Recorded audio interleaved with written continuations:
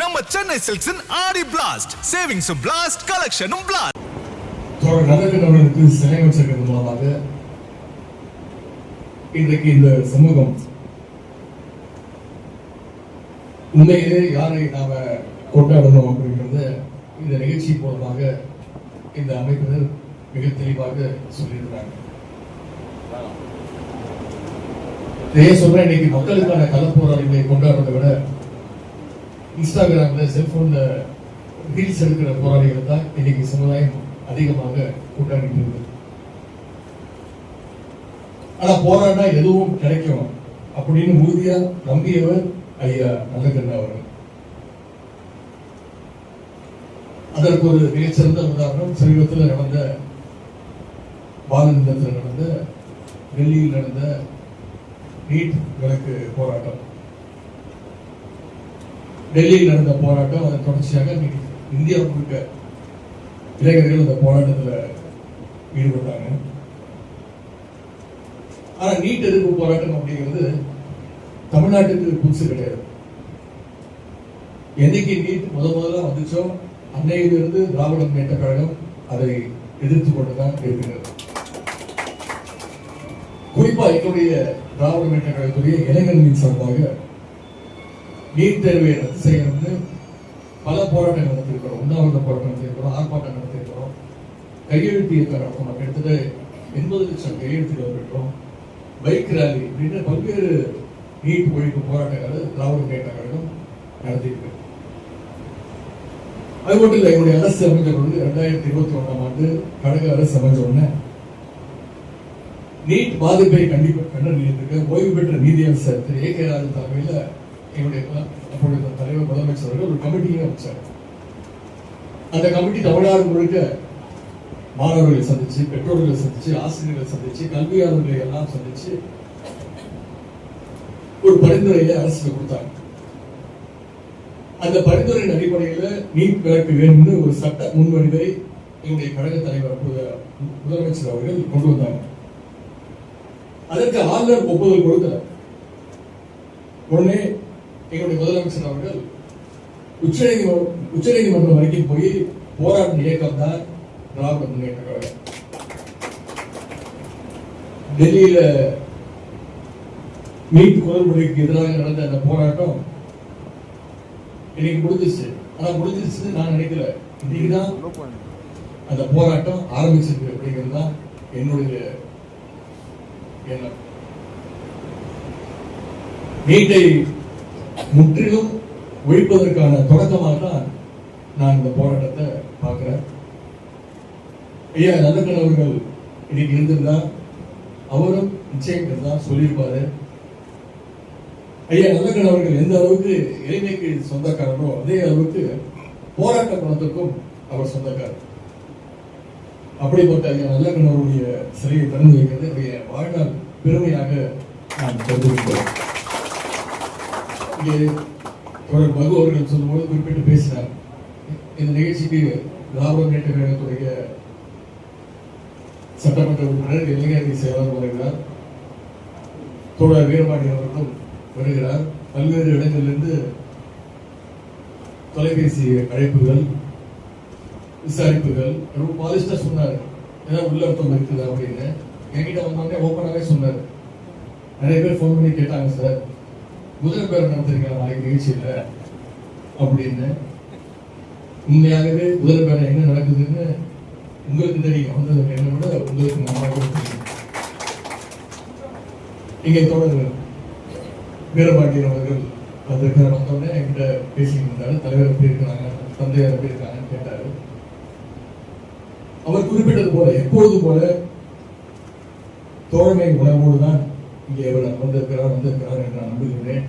ஏன்னா அவர் சொன்னது மாதிரி தமிழ் உரிமை, தமிழ்நாட்டு உரிமை, அதற்கு எதிராக என்ன நடந்தாலும் திராவிட இயக்கமும் பொது உரிமை இயக்கமும் என்றைக்கும் ஓரணியில கைகோர்த்து நடத்துகிற இயக்கம். டாக்டர் கலைஞர் அவர்கள் அடிக்கடி பெருமையாக குறிப்பிட்டிருக்கிறார், நான் மட்டும் தந்தை பெரியார் அவர்களை சந்திக்காம இருந்திருந்தா நிச்சயம் ஒரு கம்யூனிஸ்ட்காரனாக தான் இருந்திருப்பேன் அப்படின்னு பெருமையாக சொல்லியிருக்கிறார். அந்த அளவுக்கு கம்யூனிஸ்டுகள் மேல நம்முடைய கலைஞர்களுக்கு தனி பாசம் உண்டு. இன்னும் ஒரு சின்ன இன்சிடென்ட் இங்க குறிப்பிட விரும்புகின்றேன். 2016 ஆண்டு சட்டமன்ற தேர்தலில் திராவிட முன்னேற்ற கழகம் வெற்றி வாய்ப்பை எடுத்துட்டோம். வெறும் 1% வாக்கு வித்தியாசத்துல இன்னைக்கு அண்ணா திராவிட முன்னேற்ற கழகம் ஆட்சியில அமர்ந்தது. அப்போ பத்திரிகையாளர்கள் போய் இந்த கலைஞர்களை போய் பார்க்கும்போது கலைஞர் திராவிட முன்னேற்ற கழகம் ஆட்சிக்கு வரல அப்படின்னு எந்த விதமான வருத்தமும் அவருடைய மனசுல இல்லை. அவரதே சொன்னாரு, தமிழ்நாட்டுடைய வரலாற்றில் முதன்முறையாக கம்யூனிஸ்டுகள் இல்லாத ஒரு சட்டசபை அமைஞ்சிருக்கு, அதுல எனக்கு வருத்தம் அப்படின்னு டாக்டர் கலைஞர் அவர்கள் அப்பொழுது குறிப்பிட்டு பேசினார். அந்த அளவுக்கு கம்யூனிஸ்டுகள் மீது டாக்டர் கலைஞர் அவர்களுக்கு ஒரு தனி பாசம் இருந்தது. குறிப்பாக ஐயா நல்லக்கண்ணு, பெரியவர் சங்கரையா போன்றவர் மீது கலைஞர் அவர்களுக்கு அளவு இருந்த பாசம் இருந்தது. ஆட்சியில் இருந்தாலும் சரி இல்லாமலும் சரி அவங்க சொல்ற கருத்துக்களை எல்லாம் கேட்டு உள்வாங்கி அதை நடைமுறைப்படுத்தியவர் தான் டாக்டர் கலைஞர் அவர்கள். கலைஞர் வழியில எங்களுடைய கழக தலைவர் அவர்களும் எப்பொழுதுமே கம்யூனிஸ்ட் தலைவர்கள் அவர்களுடைய தனி பாசம் கொண்டவர், மரியாதை கொண்டவர். ஐயா நல்லக்கண்ணு அவர்களை அடிக்கடி சந்திப்பதை வழக்கமாக வச்சிருந்தவர் எங்களுடைய தலைவர் அவர்கள். குறிப்பா நல்லக்கண்ணு ஐயாவுடைய பிறந்த நாளைக்கு அது என்ன வேலையாக இருந்தாலும் சரி அவருடைய வீட்டுக்கு முதல்ல போய் அவருடைய வாழ்த்துக்களை முதல்ல பெறக்கூடியவர் எங்களுடைய தலைவர் அவர்கள் என்பதை யாராலும் மறுத்துவிட முடியாது. ஐயா நல்லக்கண்ணு அவர்களுக்கு தமிழ்நாடு அரசுடைய மிக உயரிய விருதான தகைசால் தமிழர் விருதையும் வழங்கி பெருமைப்படுத்தியவர் எங்களுடைய தலைவர் அவர்கள். நல்லக்கண்ணு ஐயா அவர்கள் மறைஞ்சப்போ அவருக்கு முழு அரசு மரியாதையும் கொடுத்தவர் எங்களுடைய தலைவர் அவர்கள். அப்பொழுது பாரத இல்லத்தில் வைக்கப்பட்டிருந்த ஐயா நல்லக்கண்ணுடைய உடலுக்கு அப்போ முதலமைச்சராக இருந்த என்னுடைய கழக தலைவர் அவர்கள் உணர்ச்சி பெருக்கோடு வீர வணக்கம் செலுத்திய அந்த காட்சியை நிச்சயம் யாராலும் மறந்திருக்கக்கூடிய நானும் ஐயா நல்லக்கண்ணு பலமுறை சந்தித்திருக்கின்றேன். 2021 ஆண்டு நான் சட்டமன்ற உறுப்பினராக தேர்ந்தெடுக்கப்பட்ட பிறகு நான் முதல்ல போய் வாழ்த்து பெற்றது ஐயா நல்லக்கண்ணு அவர்கள். இங்கே போல யாரை சந்தித்தாலும் புத்தகங்கள் கொடுப்பார், புத்தகங்களை பரிமாறி கொடுப்பார். நானும் அவர்கிட்ட போய் புத்தகங்கள் கொடுத்தேன், அவரு என்கிட்ட புத்தகங்கள் பரிமாறி கொண்டார். நிறைய அரசியல் பேசுவார், பல அறிவுரைகளையும் சொல்லியிருக்கின்றார். அதே போல இங்கே தோழர் பகுவுடைய அம்மாட்சி கற்பனையின் முதல் ஆசிரியர் புத்தகத்தையும் இன்னைக்கு வெளியிட்டிருக்கின்றோம். ஒரு புத்தகத்தை கொண்டு வருவது ஒரு சாதாரண விஷயம் கிடையாது. இளைஞரணி திமுக இளைஞரணி சார்பாக நாங்களும் ஒரு பதிப்பகத்தை நடத்தி வருகின்றோம். அதற்கு நான் பதிப்பாளர். அந்த வகையில் ஒரு பதிப்பாளராகவும் இந்த நிகழ்ச்சியில் கலந்து கொள்வதை நான் மிகுந்த பெருமையாக கருதுகின்றேன். தோழர் பகு இந்த புத்தகத்திற்காக நிறைய உழைச்சிருக்கிறாரு. திரையில வாசிகளுக்கும் கழக இளைஞர்களுக்கும் ஒரு மிக நெருங்கிய தொடர்பு உண்டு.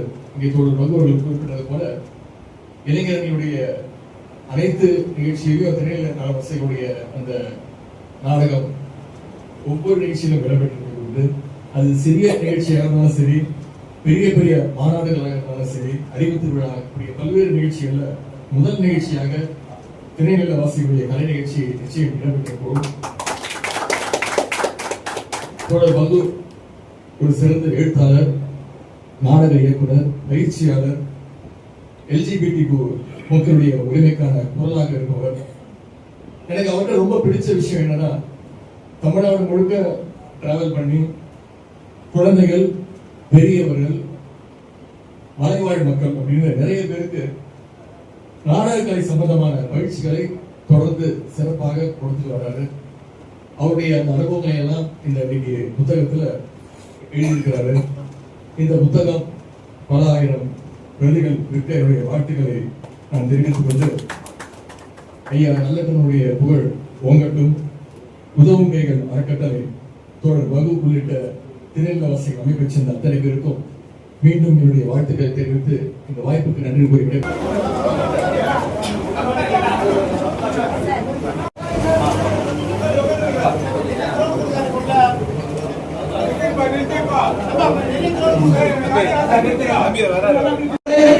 மரியாதை செய்ய காத்திருக்கிறோம். ஒரு ஜனநாயகமான இந்த விழாவில் எல்லாரும் கலந்து கொண்டிருக்கிறார்கள். அனைவரும் அமைதி காக்க வேண்டும் என்ற அன்போடு கேட்டுக்கொள்கிறோம்.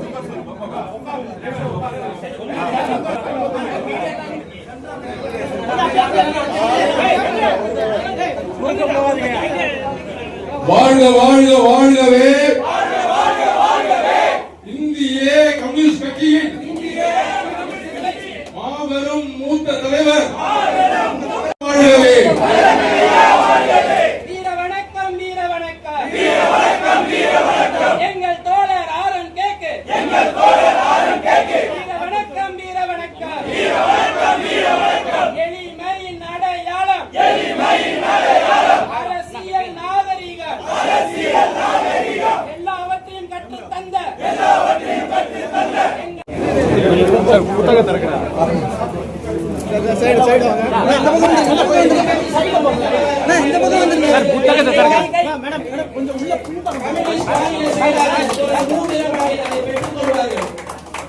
அவர்களை தொடர்ந்து பார்வையாளராக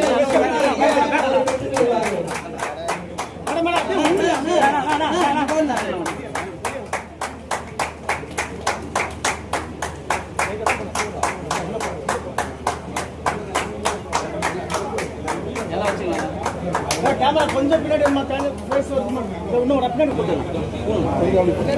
பின்னாடி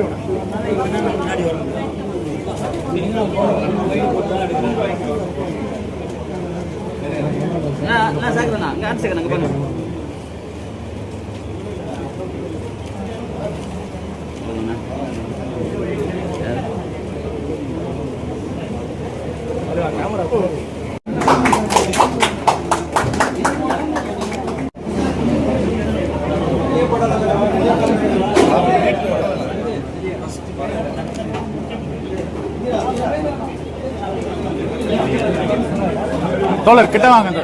இந்த தோழர் கிட்ட வந்து. இந்திய கம்யூனிஸ்ட் கட்சியுடைய மாநில செயலாளர் தோழர் நம்ம சென்னை சில்க்ஸின் ஆடி பிளாஸ்ட் சேவிங்ஸும் பிளாஸ்ட் கலெக்ஷனும் பிளாஸ்ட்.